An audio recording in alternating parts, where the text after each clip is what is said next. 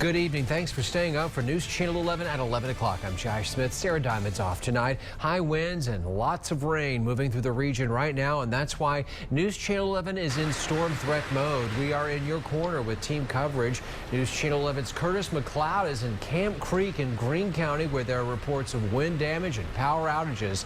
But let's begin with meteorologist Brian Walder in for Mark Reynolds tonight. He's in our storm center with the latest. Brian? Hey there, Josh. Everybody at home. Yeah, high winds have a big story out there tonight. We've been talking about this all evening long. High wind warnings still in effect for about another 8 hours or so. We'll take a look at those right now. That's everybody here lit up in that yellow-orange color, mainly the high terrain of East Tennessee and into parts of Russell and Washington County in Southwest Virginia, where we're seeing wind gusts as high as 55 to 65 miles an hour. Elsewhere, wind advisories in effect, and for much of the area here, wind gusts a little bit lower in the advised area, 30 to 40 miles an hour. But regardless, we are seeing some very high winds and heavy rainfall beginning to move into the area as well. We see a pretty good line anywhere from Grundy all the way south through east of Greenville, west of Irwin there, right about to move into Unicoi County, just about to the west of Johnson City as well. Kingsport undergone for some heavy rainfall right now. This continuing to move off to the east. And over the next hour, we're going to continue to watch the heavy rain work its way eastward. I think this wraps up by sunrise tomorrow. We are talking more rain, though, as we head into the 7-day forecast and a big-time cool down as well. Finally, we're talking winter-like temperatures. I'll let you know when they get here in just a few more minutes. Josh? Brian, thank you. The strong gusts are causing damage in an area all too familiar with powerful winds. Curtis McLeod continues our team coverage tonight from Camp Creek.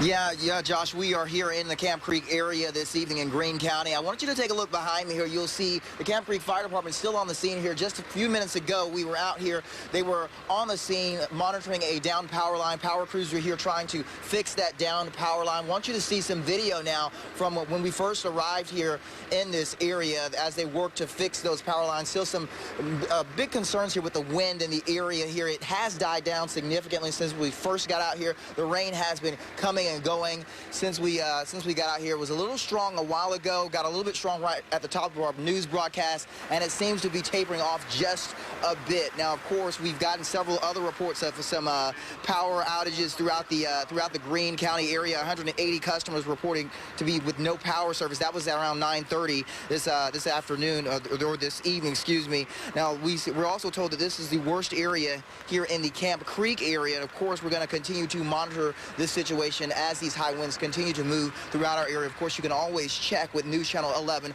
for the latest updates. But for now, we are live in Greene County tonight. Curtis McLeod, News Channel 11, in your corner.